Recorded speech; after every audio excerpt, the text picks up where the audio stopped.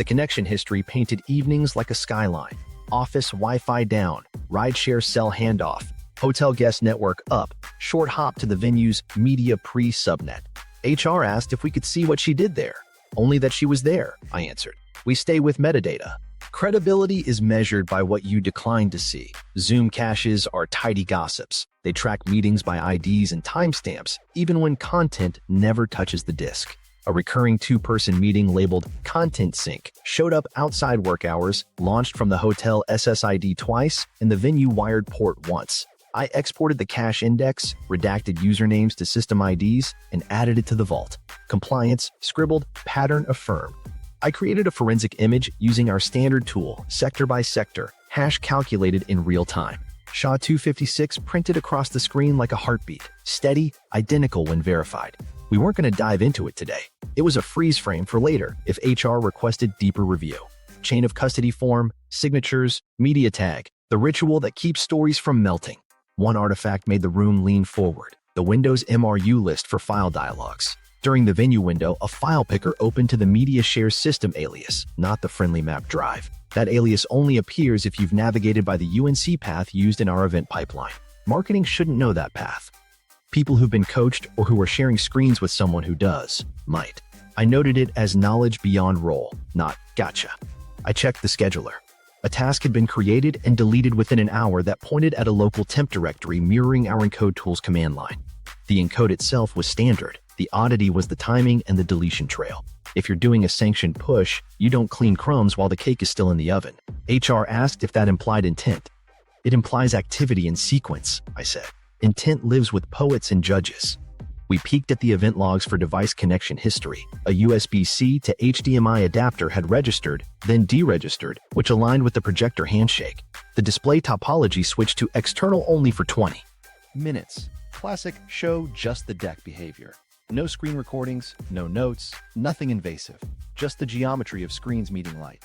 Because fairness matters, I ran the same light triage on the vendor's assigned laptop with HR's permission and facilities help.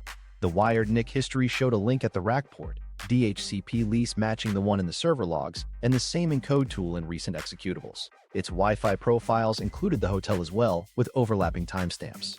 The twin trails tightened the weave without us reading a single message body or opening a single private file. The truth was in the outlines. I zipped the triage exports, wrote the hashes on the form, and slid the package into the HR Secure Vault.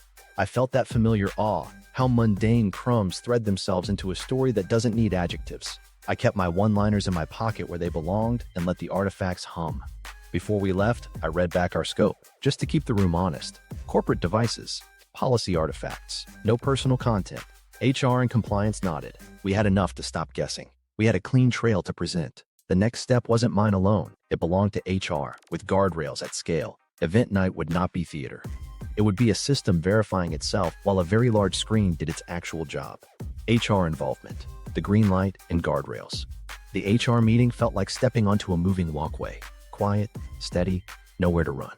We sat around a rectangle table that had seen 1,000 bad decisions get translated into policy. I brought the dossier, logs, metadata, access audits, device artifacts. No content, no gossip, just timestamps with good posture. I walked them through it in the voice I say for incident bridges. Here is what happened. Here is how I know. Here is where policy was stepped over. Here is when we stopped. I named systems, not people. I used system IDs, not names. I let the room hear verbs. Connected, requested, approved, uploaded, denied, attempted rollback, denied again. The rhythm did the work. Legal asked the inevitable question about scope. I slid the consent stack across. Acceptable use policy, manager authorization, compliance checklist, chain of custody records. We didn't access any personal content, I said. No texts, no private email bodies, no personal cloud. Corporate systems only, metadata and access events only. The GC nodded once, the kind of nod that means you can keep speaking. HR's lead leaned in. Do you believe there's a personal relationship? I have patterns that suggest coordinated activity offsite, I said. Intent is outside my scope. Policy misuse is not. Compliance smiled like a teacher when you show your work. Good, keep that separation. We act on the misuse, not the rumor. We moved to event night. I described the Jumbotron overlay in small, careful nouns. Compliance ribbon, user IDs, timestamps, event type, policy clause. Minimal, reversible, factual. I showed the runbook page and the rollback steps. Monitor only until instructed, I said, and only if an unauthorized change recurs. HR must authorize in the room. The HR lead glanced at legal, then back at me. If the misuse repeats live, we can authorize a compliance overlay to halt further violation and preserve evidence. She tapped her pen twice. No names, no speculation. System IDs and times only. We'll have observers present. You will not deviate. Understood, I said. I'll run read only until you say go and stop. I felt the steadiness land. Guardrails aren't cages, they're lanes. We set a protocol. HR would station 2 people in the control booth with me. Legal would be on call. Security would be briefed on escort procedure if restricted areas got guests. The events director would be looped in, not as a gossip recipient, but to manage production if anything hiccuped. We agreed on a hand signal for enable overlay, another for disable, and a polite phrase for the radio, initiate compliance validation. Corporate theater at its driest. I asked for one more thing, documentation in writing that the overlay was an HR action, not mine. They drafted it while we sat there. Authorization for real-time compliance display, signed by HR, countersigned by legal, acknowledged by me. The words did what Oxygen does. Boundary check, compliance said. If they stop before you display anything, we still have enough? Yes, I said, but a live violation is a clean proof, and it halts further misuse without a confrontation. I kept my tone flat. I didn't want to sound eager. I wasn't. I was ready. We talked consequences without relish. Administrative leave pending investigation if the violation is confirmed in room. Access suspension, device surrender, interviews. Policy citations that reference misuse of corporate resources, privilege escalation, conflict of interest risk. No mention of relationships. Facts, not flourishes. HR looked at me for the human question. Are you okay to run point? I'm okay to run process, I said. My feelings don't get root access. They gave me a small, genuine win. Thank you for keeping this clean, the HR lead said. People usually bring us screenshots. You brought us a system. I exhaled. Systems tell better truths. We set the clock. Event night, HR in the booth 15 minutes before doors. I'd run health checks early, preload the compliance overlay in a hidden state, and keep the audit console on a side screen. If their accounts touched the media share, a soft chime would ping my headset. Nothing public would happen without HR's nod. If nothing happened, nothing would happen. That mattered to me. Restraint isn't a pause, it's a decision. Before we broke, legal asked the last sharp question. If either party confronts you tonight, I'll defer to HR, I said. I won't discuss findings on the floor. I'll protect the production and the process. Good, she said. Protect the process. We stood, the rectangle table reclaiming its silence. On the way out, compliance handed me a printed copy of the authorization. This is your shield, she said. Don't swing it. I won't, I said. I just need it visible. In the elevator, the cables hummed like low thunder. I felt grief settle into one pocket and discipline into the other. I pressed the button for the events level and watched the numbers count up. The green light wasn't permission to perform. It was permission to stay boring while the truth walked in on its own. Event night. The setup at scale. Event night has a smell. Fresh cables, hot lights, nervous cologne. I badged into the control booth 15 minutes before doors. The Jumbotron loomed like a moon. I ran the pre-flight. Playlist clean. Transition smooth. Failover ready. The compliance overlay sat hidden behind a keystroke.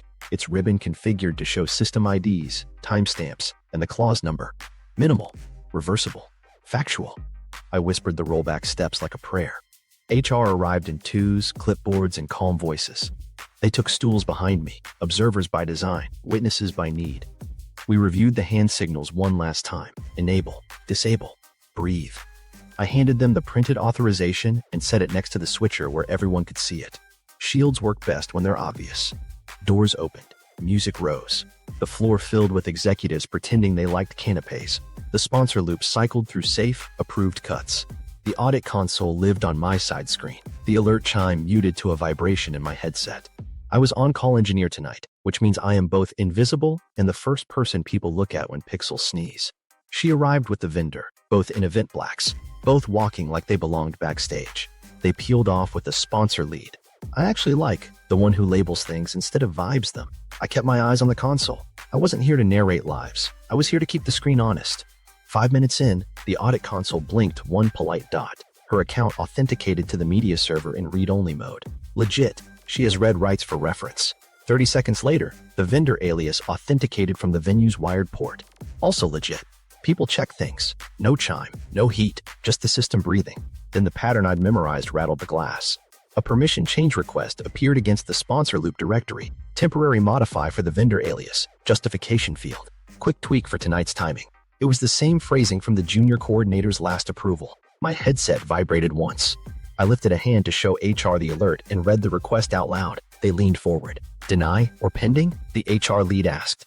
Pending approval route, I said. Same junior is in the rotation. We watched the approval timer tick. 60 seconds, 90. My stomach measured time in half-lives. The request jumped from pending to approved. The console wrote it in neat blue letters like it wasn't about to change anyone's evening.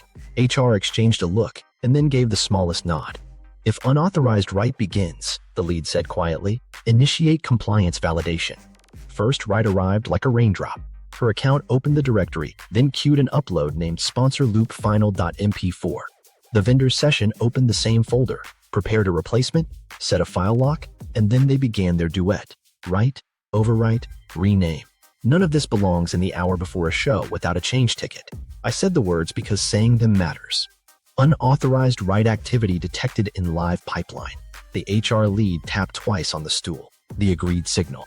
Initiate compliance validation, she said, voice even. I pressed the overlay keystroke. Nothing flashy happened. A thin ribbon appeared at the bottom of the Jumbotron. White text on gray. Live compliance audit. Unauthorized media edit detected. Resource. /media/sponsor/loop. User IDs. MKT 2041. VEND 0097. Timestamps. Policy. Event Content Change Control, Section 33. The party didn't stop. People glanced up, curious, then back to their sliders. It looked like maintenance. That was the point. In the booth, my world got louder. The vendor account attempted to roll back permissions, denied by policy. The ribbon updated. Attempted role reversion, denied. Her account tried to release the file lock, failed. My hand stayed on the desk. I didn't touch the content pipeline. I ran the process. HR documented in real time, pins making small weather. Security radioed the HR lead softly. Badge ping shows MKT 2841 and VEND 0097 in the restricted booth. Acknowledge, she said. Stand by. The events director slipped into our booth, saw the ribbon, went pale, then settled when HR raised a hand. Controlled, authorized, compliant. Production continued without a hitch. The Jumbotron did what it always does, amplified truth at scale, and made it look ordinary. More writes attempted. The overlay ribbon stacked entries in chronological order. No names, no heat. Executives started to pay attention, not scandal, governance. My awe crept in at the edges, even now. Systems, when you let them, are very good at staying boring while stopping bad behavior. Disable if they cease, HR said. The vendor's session dropped. Her session closed. The permission window ended by its own 30-minute leash. I waited a beat, then another. The console went still. HR gave the down signal. I tapped the keystroke. The ribbon faded to nothing, and the sponsor loop kept looping, oblivious to the weather we'd just had. We captured the overlay output to the evidence file, hashed it, wrote the hash on paper, then mirrored it to the HR secure workspace. I called out each step. HR echoed. Compliance checked the boxes. I could breathe without counting. The floor below moved like nothing had happened. That's the paradox. Everything had. The moment wasn't about the marriage or the mess. It was about the boundary we'd drawn and honored. No names, no screenshots, no shame. Just a mirror with a timestamp that said, this happened, and it won't keep happening on our systems. HR stood. Conference room, the lead said. Now. I acknowledged, saved the state, and handed control to the secondary engineer. As the door closed behind us, the Jumbotron swallowed us whole, the way big machines do when they decide you've done your part. The exposure, compliance overlay, not humiliation. The ribbon looked like housekeeping, small, tidy, forgettable if you weren't looking. Live compliance audit, unauthorized media edit detected, resource, IDs, time, policy. The room reacted like to a flicker, not a fire. A few heads tilted. A VP mouthed, "It thing," and went back to networking. Perfect. Facts doing their job without turning into theater. In the booth, the audit console scrolled like a calm heartbeat. Her session wrote, his session overwrote. The vendor account nudged permissions again and got a crisp "denied by policy" stamped in the log. The ribbon appended a new line. Attempted role reversion. Denied. No adjectives. The crowd heard none of it as scandal. They saw governance. That was the point. He tried a different angle, renamed the file to dodge the lock, a little final Unauthorized sleight of hand. The system doesn't care about your costume changes. It cares about the mask. The ribbon echoed. Unauthorized rename, blocked by file lock. The executive's eyes finally focused. Not on names. They saw MKT 2841 and VIND 0097 and a clause number. Numbers are strangely humane. They leave space for dignity even as they draw a line. The events director leaned in, whispered to HR, "Are we still stable?" HR nodded. Stable, controlled, continue show. I kept my hands off the content pipeline, my voice steady, announcing each overlay update for the record. Logging continues. No content preview. Audit only. It felt like landing a plane on instruments while the passengers sipped their drinks. Security pinged a soft update. Both user IDs in the restricted booth. Stand by, HR replied, voice like a level. She didn't need volume. Authority wears quiet well. The vendor's laptop issued a permission reduction request to clean up the bump. Denied again. The ribbon printed it. Same typeface, same restraint. You could almost hear policy shrug. We don't do magic tricks here. She tried to release the file lock from her session. Dead end. The overlay noted. Lock release attempt, insufficient privilege. A few more heads turned upward. A director whispered, "Is this a drill?" I let HR answer. "It's validation," she said. "We're confirming the integrity of the pipeline." True, clean, minimal. The urge to make a joke twitched. I caged it. My job wasn't narration, it was fidelity. I watched the timer on the temporary permission. 30-minute leash, already fraying. If they stopped, we'd stop. That mattered. Compliance is a mirror, not a spotlight. The ribbon sat there, impartial as a clock. He took one last swing, swapped to a different subfolder like a side door. The ACLs were tighter there. The console wrote, "Access denied." The ribbon appended, "Unauthorized folder probe, denied." HR made a brief note. The events director exhaled like a balloon someone forgot to tie. Music swelled. The sponsor loop kept looping, unbothered by human improvisation. Then stillness. Sessions closed. The temporary elevation expired. The console quieted into normal maintenance chatter. HR gave the down signal and spoke clearly. Conclude validation. I tapped once. The ribbon slipped away. The room's attention drifted back to sliders and small talk. The public part had lasted less than 2 minutes and told exactly one story. The system saw you. It won't let you keep doing that. We captured the overlay output to the evidence file. I read the hash aloud. Compliance echoed it. HR wrote it in ink. I mirrored the file to the HR secure vault and checked the checksum again. Same heartbeat. The procedure felt ceremonial and sane. It made room for me to feel things later. I could sense the moment she realized what the ribbon had been. Not because she looked at me. She didn't. She looked at the screen the way you look at your reflection when you've said something you can't take back. He tapped his trackpad with the kind of energy that belongs to people who think they can negotiate with logs. You can't. Logs don't bargain. They witness. No scandal reel, no texts, no photos, no names. Just a ribbon that politely named the rule being broken and the precise time of the break. I had promised myself this, receipts over rage. Tonight, the receipt printed itself in 12-point font, then faded on command. It didn't need applause. It needed a chain of custody. HR stood with purpose. "We're done here," the lead said quietly to me. Conference room. The events director nodded, already shifting to plan B logistics in case someone tried to claim a meltdown on the main screen. There wasn't one. The show stayed a show. The overlay had been a guardrail, not a spectacle. As we stepped out, I glanced back at the Jumbotron. It was mid-sponsor reel, faces beaming, products shining, the kind of corporate optimism that has a lighting budget. No one would know what the ribbon had meant unless they needed to. That's how accountability should feel. Precise, boring, and impossible to argue with. In the hallway, the bass thumped through. The walls like a second pulse. I felt grief in my throat and discipline in my hands, and chose discipline. I handed control to the secondary engineer, stated the system is stable, and signed the line that said, "Overlay concluded per HR order."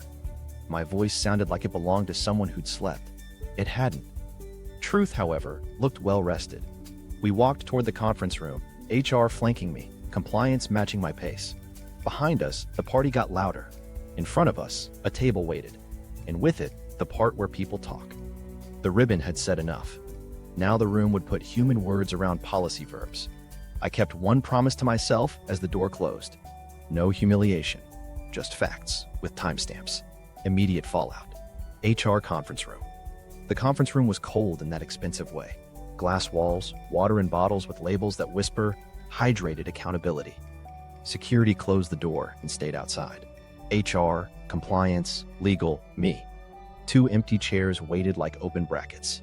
A minute later, she walked in with the vendor, both of them trying to land on neutral faces and missing. Devices first. They handed them over. HR's lead asked for corporate laptops and badges in the same tone she uses to order lunch. Polite, inevitable. Legal read the acceptable use clauses they'd signed. How corporate systems get monitored, how misuse triggers review, how devices can be retained. The words were clean and unafraid. I watched her read them like they belonged to someone else. HR asked me to summarize. I kept to verbs. We observed unauthorized permission elevation to the event media shared during the live show window. The vendor alias received a temporary modified grant outside the release process. 2 sessions, MKT 2841 and Vend 0097, wrote and overwrote sponsor loop assets. A rollback was attempted and denied by policy. Per written authorization, a minimal compliance overlay displayed system IDs, timestamps, and clause section 7.3 to halt further misuse and preserve evidence. The overlay was enabled and disabled on HR's instruction. Evidence hashed and mirrored to the HR vault. I could have been reading a recipe. He jumped in first. This was a client urgency, he said. Sponsor wanted a last-minute tweak. We had to move. The process was too slow. Which sponsor? Compliance asked. He said a name. Events had not briefed that sponsor for changes tonight.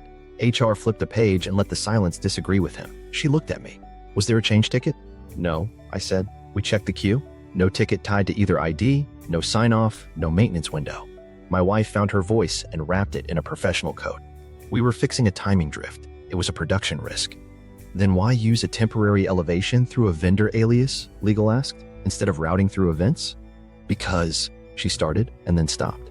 The stop was louder than the start. HR slid a printed timeline across the table. I knew every line. Badge entries, venue IPs, permission requests, overwrites, denials.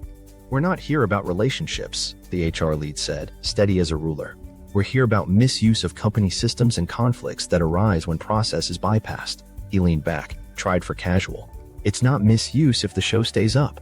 Policy doesn't negotiate with outcomes, compliance said. It governs behavior. He pointed at the glass. You put us on blast. I shook my head. We displayed a compliance notice with system IDs for less than 2 minutes to stop a live violation. No names, no content. Approved by HR and legal in advance. She looked at me for the first time. Not angry, tired. You could have just told me. I did, I said gently. Through policy. Legal spoke like a stamp. Effective immediately, both of you are placed on paid administrative leave pending investigation. Your access is suspended. Security will escort you to collect personal items not connected to work product. HR will contact you to schedule interviews. Your cooperation is required. He reached for indignation and grabbed air. This is ridiculous. We were doing our jobs. HR flipped another page. Expense records show venue charges tied to your corporate card on nights with unauthorized access. The pattern predates tonight. Finance will review. We'll limit this to facts. She pressed a palm to the table like gravity needed help. I didn't think. She stopped. I thought it would be quick.